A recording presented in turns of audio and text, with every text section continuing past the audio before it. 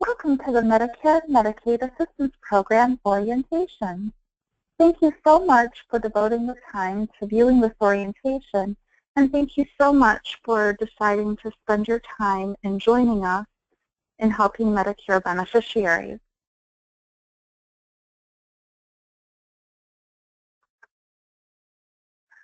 The MAP orientation will consist of two parts, a MAP overview and an overview of counseling skills.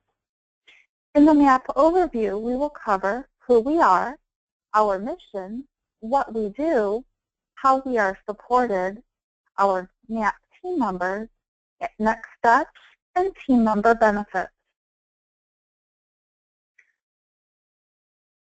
We are the Michigan Medicare Medicaid Assistance Program.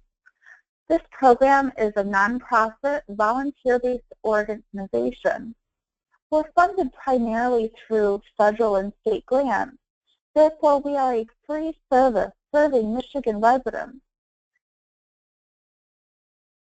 The MAP program serves the entire state of Michigan, but it does so by contracting with the local area agencies on aging. There are 16 area agencies on aging, and within that network, there are 137 different MAP sites and over 220 counseling locations. MAP, our acronym, is pronounced MAP. And then our website is www.mapinc.org. This program is supported by a couple different grants. The first is the SHIP grant. The SHIP grant was created by federal law, and it stands for the State Health Insurance Assistance Program. There's a SHIP in one of each 50 states, District of Columbia, and U.S. territories. MAP is Michigan's SHIP. Other states use different names. The purpose of SHIP is to help people with Medicare navigate Medicare and associated insurances and help answer questions related to Medicare. The mission of the Medicare Medicaid Assistance Program is to educate, counsel, and empower Michigan's older adults, individuals with disabilities, and those that serve them so that they can make informed health benefit decisions.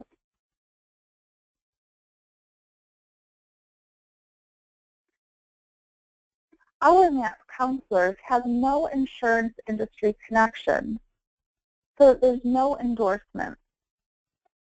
This means that we can provide impartial information to people with Medicare. Caution, MAP team members do not make decisions for beneficiaries, but we help provide beneficiaries with their own health benefit options and let them make their own decisions based upon that information. Here's a little bit of what we do. Our MAP team members can help explain Medicare and Medicaid.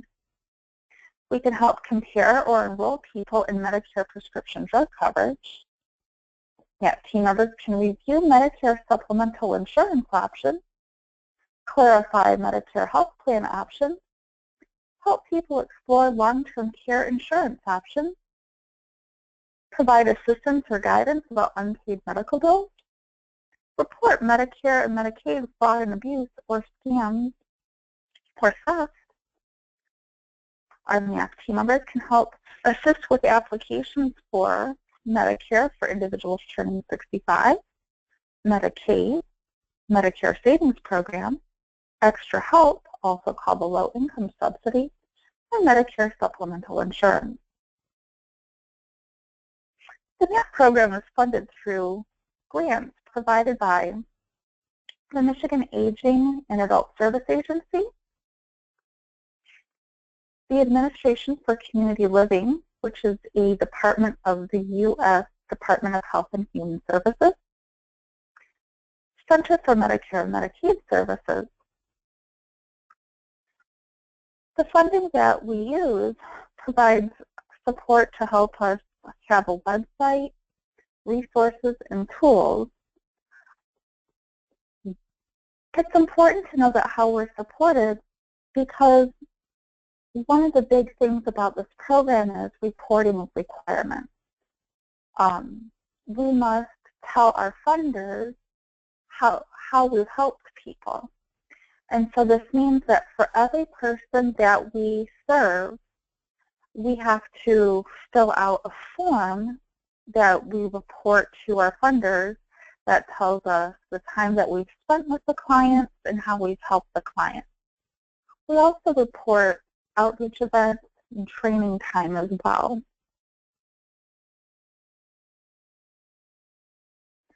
Let's look at this video that kind of sums it all up about what the MMAP program is.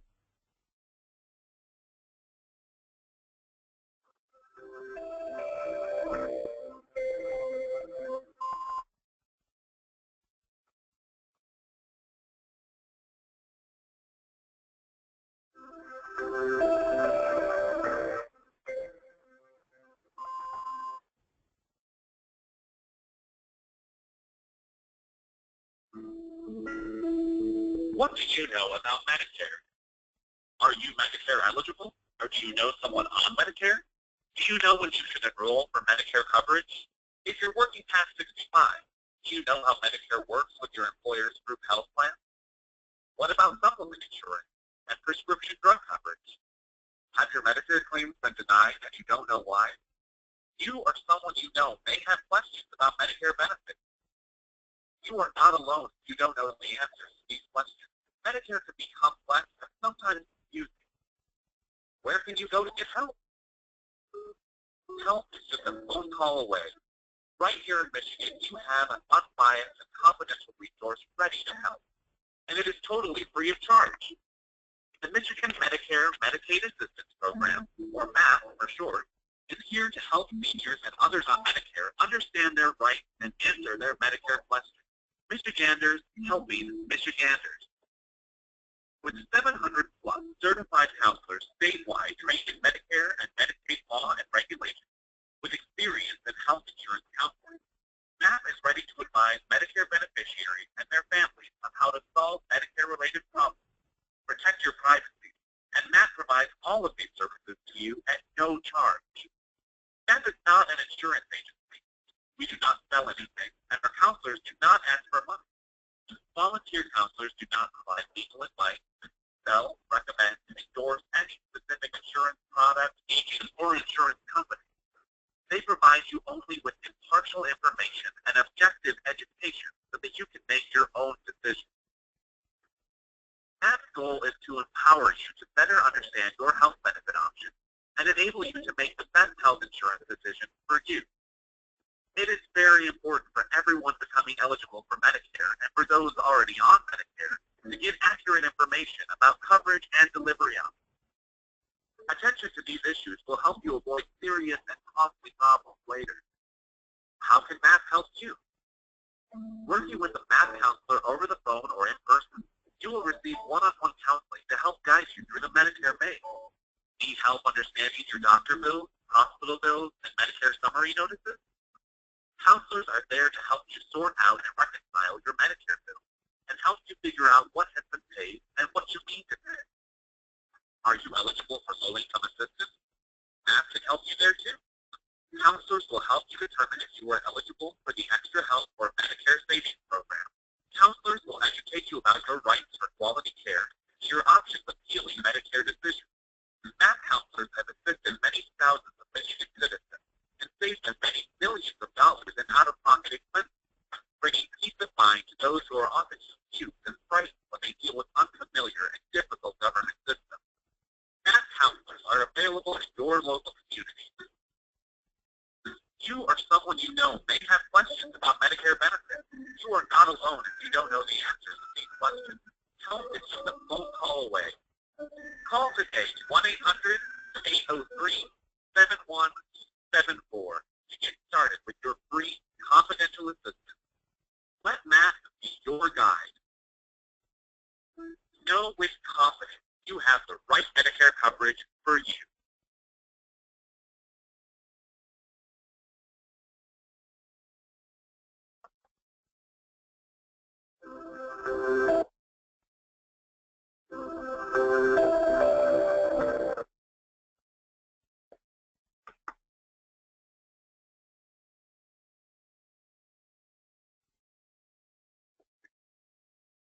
So at MAP, our MAP team members have a role, and that is to be objective, person-centered, and to advocate on behalf of clients as needed.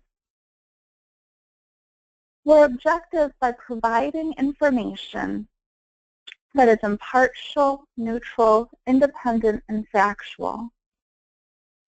And what person-centered means is that we meet the client where they're at, and we will do what the client wants, not necessarily what we think is best for the client.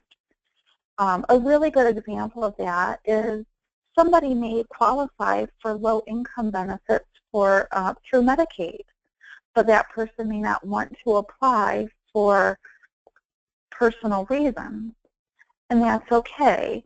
We will honor that person's decision and help the client the best we can. We also advocate as needed. We always try to empower the person to make decisions or actions, but sometimes we have very frail or vulnerable clients that will need us to act on their behalf only when they've asked us to. Another part of our role is to maintain confidentiality and professional standards at all times and be a representative of MAP anywhere in your local community. Our MAP team members are protected under the Volunteer Protection Act of 1997. And what this means is that this act holds harmless volunteers as long as they're acting within the scope of their training. So it's really important that we never counsel on topics that we're not trained to cover. For example, Medicare and Social Security are very closely related, and sometimes we'll get questions about Social Security benefits. But at MAP, we don't provide training on Social Security benefits, so we would not be able to answer questions about Social Security. Instead, we would be able to refer the person to the Social Security Administration to get those questions answered. If you'd like a copy of the Volunteer Protection Act of 1997, please let your site coordinator or regional coordinator know, and we would be happy to get you a copy of that. Our MAP team members are fully trained, and that training starts with this orientation. Then we will have initial training and ongoing training.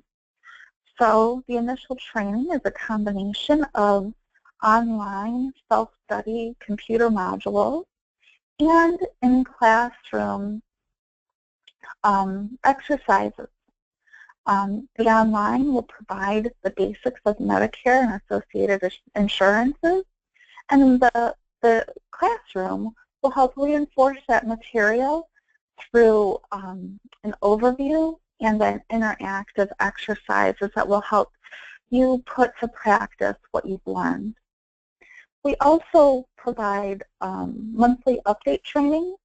There's a monthly webinar provided by MAP Central, and there's also local update trainings as well. It's not necessary that you attend every single update training.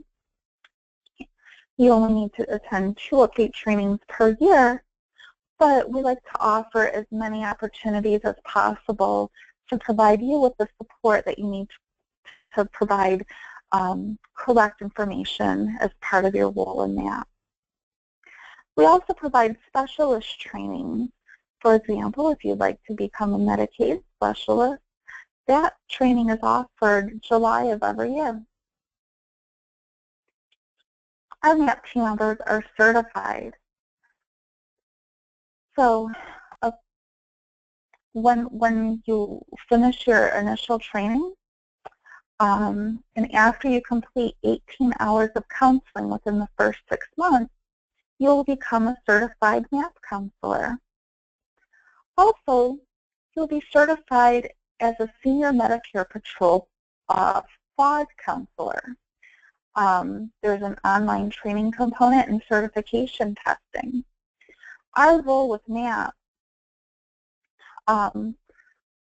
we work with the SHIP program and the SMP program, and a lot of that Medicare fraud counseling is really integrated into the day-to-day work we do with helping people answer their Medicare questions. So we will be duly certified.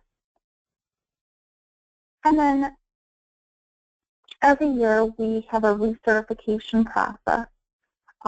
So every year a person would need to have 60 hours of counseling, 2 update trainings, and take a recertification test each year, and that happens in the late spring of each year.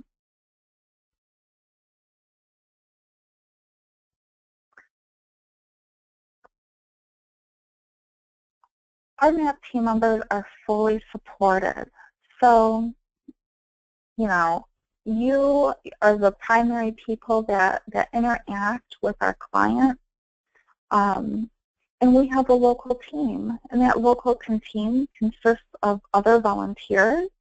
It consists of our staff members at the Area Agency on Aging.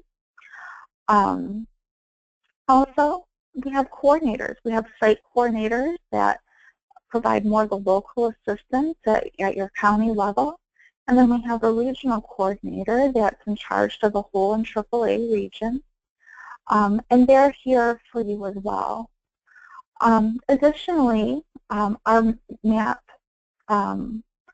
central offices in Lansing, they're here to support you too. So really, you know, you are at the center of everything that is being done here. We want to support you so that you can help those people with Medicare.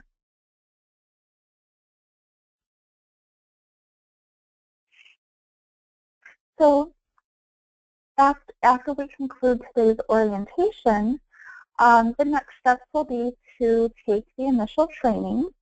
And that, again, it consists of online courses. It takes approximately 8 to 10 hours of training online, and it's an interactive training. So periodically, as you're going through the modules, there will be knowledge checks in which you will, you know, be asked the question and then can interact and answer that question. And then there will be the in-classroom training as well. Yeah, in classroom training, it's 2.5, 3 days of training, and that we'll talk about counseling skills, and we'll enhance the online course content. So we'll kind of build upon what we've already learned through the online module. And then we'll kind of talk about what we'll do with the clients and be able to actually go through some exercises in which you get to role play. We'll talk about what resources you will need to use and what a counseling session looks like. And then we'll talk about how we'll report our activities.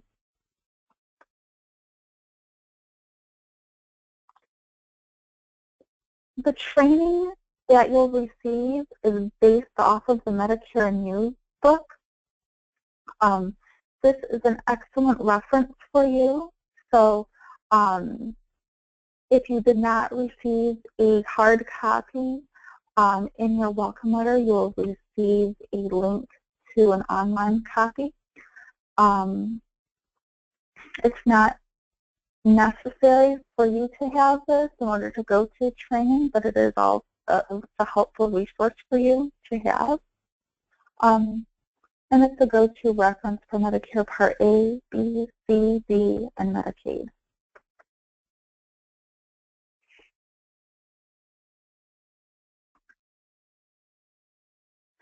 So for the initial training, this is actually done on a website called Ship Tools, and that's www.shiptools.org/MI. It's really important that you include the /MI when you're typing in that website, otherwise you'll get redirected to a different site. And this Ship Tools site is the official site for MAP counselors. It will have some resources for you as well. And this is where we will do our client reporting as well. So it's a very important website. I encourage you to bookmark it on your computer.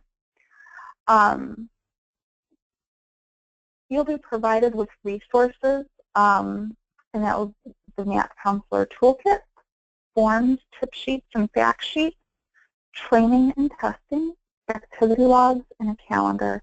And that, again, is all housed on the Ship Tools website. After completing initial training, cases will be assigned to you by your site coordinator unless you work in an organization that already has your own client base. How we receive calls is MAP has a 1-800 phone number that's a smart number, and these calls are routed to the closest counseling location based on area code and exchange. So for the area agency on aging 1B, these calls are routed to our main office in Southfield, and then are put on a log which is accessible to you. Out-of-state callers are referred to MAP Inc. or MAP Central in Lansing, and MAP Central in Lansing will go ahead and find out where the caller is calling from, and then they'll refer them onto the local AAA office. Your site coordinator or regional coordinator will work with you to assign a time and location for your MAP service. You will work with a senior counselor or a coordinator until you're ready to do clients on your own. So after you complete initial training, if you're feeling very comfortable and you want to start seeing clients on your own right away, that's great. But if you would rather work with somebody for a little bit and get the feel of things, you can work with another counselor or coordinator until you're feeling comfortable. It's imperative that you report your activities for certification. This is true for volunteers. This is true for anybody who's working with another organization and doing MAP as part of their job. There are no exceptions to this. You absolutely have to report your activities in Ship Tools. And if that's something that's giving you pause that you don't feel comfortable with, or that you don't think you're allowed to do through your employer, then please contact your site coordinator or regional coordinator immediately, because it is so imperative that we report our activities. And then after initial training, you'll continue learning through update trainings and specialist training. After initial training, you're not going to know everything about Medicare and Medicaid. There's just so much to learn. The great thing about MAP is that there's always something new to learn. So update trainings and specialist trainings are really great because there's always something new. So some things that you need to know about your agencies is you want to know who you might be mentoring with. And if you haven't talked about that yet, that's fine. It's just something to tuck away in the back of your mind. But, you want to know who your site coordinator is or who your regional coordinator is, what the local resources are when do you start working, and where you will start working. Those are things that you should be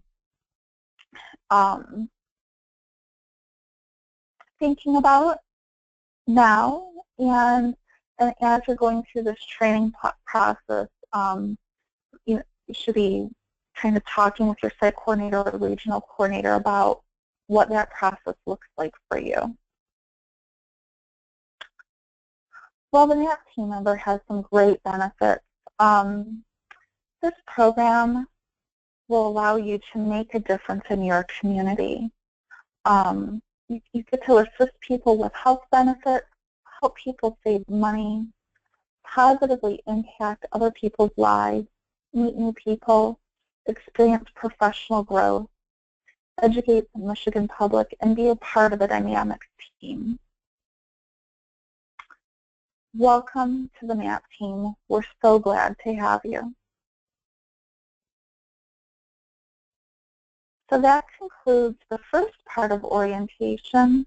The second part of orientation is counseling skills. So why are we discussing counseling skills? Well, reviewing the basics helps remind us that each beneficiary is unique.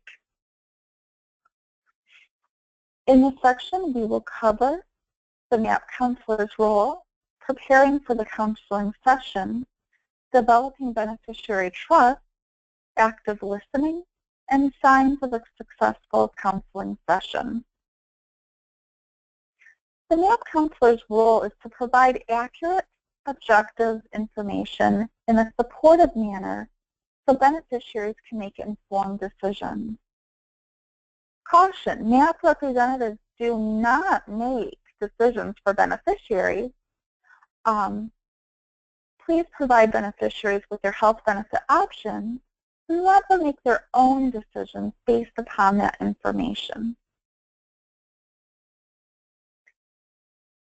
By the time beneficiaries reach MAP, they might be frustrated because they've been referred to agency without adequate assistance. So to ease beneficiaries' frustration, start with a friendly greeting, allow them to share the details of their story, reassure them that we will assist them with their health benefit questions, and if they are upset, don't take their behavior personally. Always be flexible and sincere. Preparing for a counseling session. Have your manual, resources, office supplies, forms, and computer ready and available. You may want to have a client assistance agreement handy or a MAP release of information form handy just in case you have to contact another insurance company. When you meet with somebody, meet in a space that is private and free from barriers and distractions. And try not to keep the beneficiary waiting. Think of how you would feel if you were kept waiting at a doctor's office. Things to keep in mind during the counseling session. Avoid looking at the clock too often. Don't allow yourself to be rushed. Avoid talking too much about yourself. Keep a professional yet friendly atmosphere. If the beneficiary asks a question that you cannot answer, assure them that you will find the information and get back to them. Don't give the beneficiary an answer if you are not sure. Provide a follow-up call or set a follow-up appointment to see if the beneficiary's issue has been resolved. It is absolutely okay to tell a beneficiary that you don't know and that you will look it up.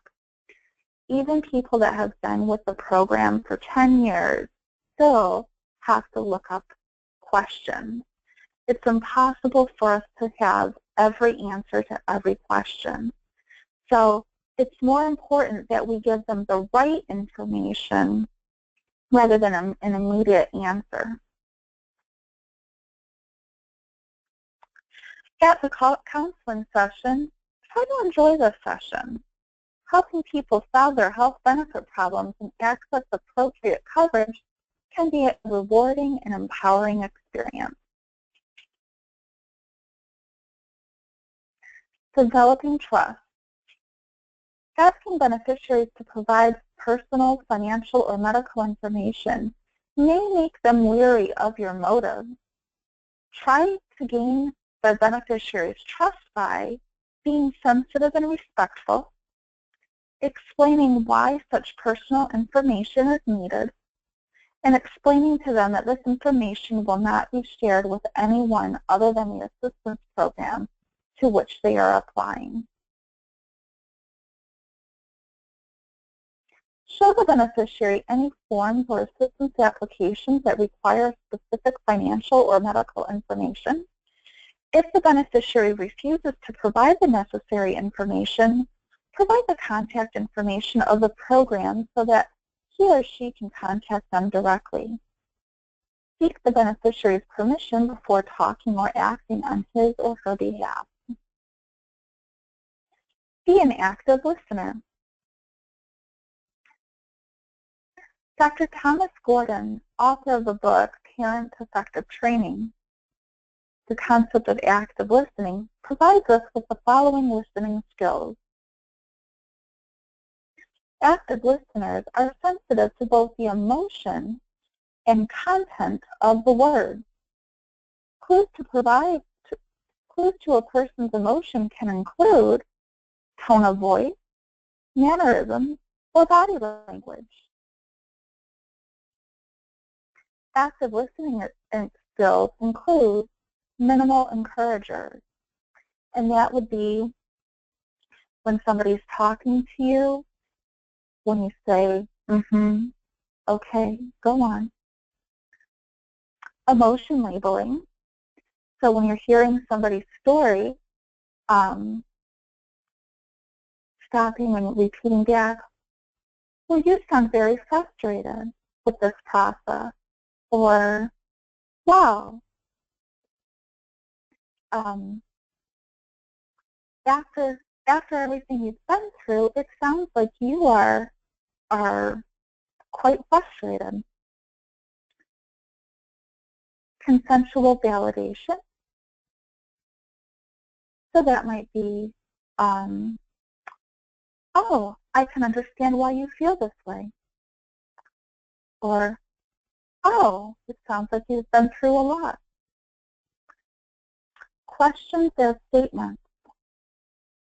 So instead of asking, what are you going to do next? Well, tell me what you're going to do next. This can be important, especially when trying to direct somebody who is talking or venting a lot. It's a really great way to kind of get somebody back on that path. Open-ended questions, so questions that are not a yes or no. How did you do something? Why? What did you do? And then restatement or paraphrasing. This becomes very important when somebody's telling their story, because some people have so many things going on that it can be easy to inject our own bias when we're hearing something. So paraphrasing allows us to repeat back to the person what we've just heard and make sure that we're on the same page. For example, somebody was telling me their story, and they had a lot of different things going on with a loved one. The person got kicked out of the nursing home. There was a problem with the Medicaid payments, problem with their prescription drugs, and sometimes there's so much going on that it's hard for us as the listener to weed through all of that. And I repeated back, oh, do you need help getting back in the nursing home? And no, that was already taken care of, but she just didn't communicate that.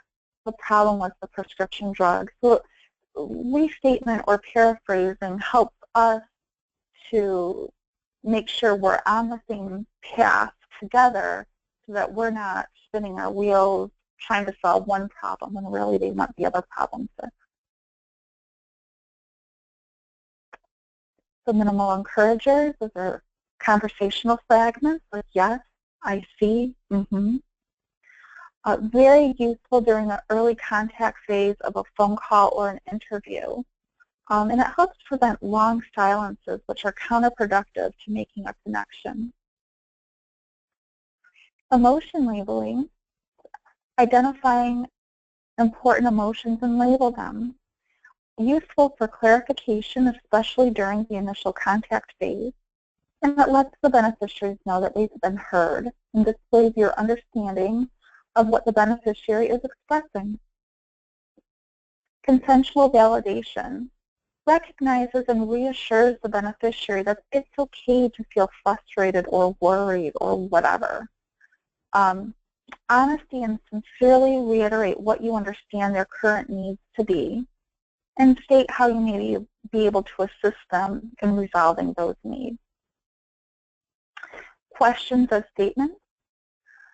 A lot of times we're trying to triage a situation or maybe screen for low-income assistance programs. So it's important to avoid using a rapid-fire sequence of questions which may be confusing or upsetting. Instead, practice rephrasing some of your questions as statements in a way that feels comfortable. This skill may help you address a complex set of questions that might have otherwise overwhelmed the beneficiary. Open-ended questions are questions that cannot be answered by yes or no and require more details. They begin with what, why, where, or how. They're used to explore feelings, motivations, or find out the preferred avenue for solving a beneficiary's current issue. Restatement is paraphrasing to acknowledge and summarize important feelings and facts. And the interview feeds back important parts of the conversation in his or her own words. Signs of a successful counseling session. You know, sometimes when we're helping people, sometimes we cannot get the client's desired outcome. It's, you know, it happens sometimes, but it doesn't happen other times. So sometimes we need to really redefine what success is. And really, if you have searched for and relayed adequate information, that is a success. You have done your job and have done it well, and you met the expectations of the program. If you put the beneficiary at ease, sometimes we can't wave a magic wand and make your situation all better, as much as we try, but sometimes just knowing that everything's going to be okay, or that, you know, the process is working, whatever it is. Sometimes it's all it needs, is just to be put at ease. If you gained the beneficiary's trust, that's a success. Or kept the beneficiary's confidence. If you've been sensitive and respectful of the beneficiary's circumstances, if you've listened actively, or if you've sought the beneficiary's direction first prior to talking or acting on his or her behalf, these are all signs of a very successful counseling session. Now, clients ask this all the time. If you were picking a Medicare plan, what Medicare plan would you pick? Or if you were picking a Medicare for your loved one, what would you pick for your loved one? Well, would you say, I would pick this plan because of these benefits? Or would you say, do you still have questions I can address that will help you make a choice? Or would you say my brother chose this plan and he really likes it? Well, you know, as MAP counselors, we really need to be unbiased. And the really important thing is what's good for one person is not necessarily good for another person. When we're helping people navigate plans, we gather their personal information and we do comparisons based on their particular situation. So, really the best response to this would be, do you still have questions I can address that will help you make a choice? Because we're here to empower, not, do it for them. Mrs. Young tells you she's paying too much for medical care. She wants to know what you can do to help her. Well, would we explain the Medicare programs to her, eligibility requirements, and then begin investigating her situation and specific concerns? Or tell her about all the medical expenses you have to pay? Or refer her to your brother-in-law, the tax accountant? Well, the best answer would be to explain the Medicare programs to her, the eligibility requirements, and then begin investigating her situation and specific concerns. We really need to be careful, and when we tell the personal stories, we're supposed to be professional and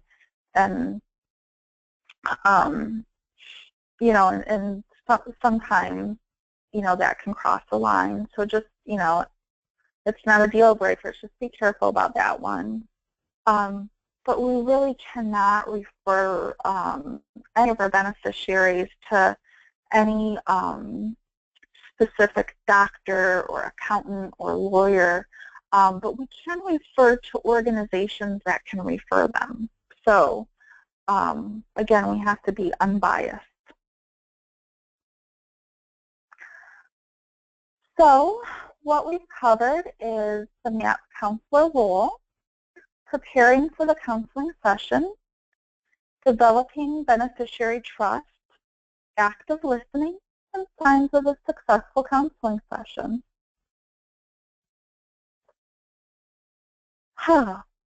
So that concludes the second part of orientation, which was counseling skills. Thank you so much for attending this orientation, and thank you so much for taking the next steps with us at the MAP program. Your regional coordinator or site coordinator will be in contact with you to talk about next steps. You'll be receiving some more information about how to access your training modules once we have that information in the system. So if you have any questions, please contact your site coordinator or regional coordinator. And thank you so much for taking the next steps with us and being a part of the MAP team.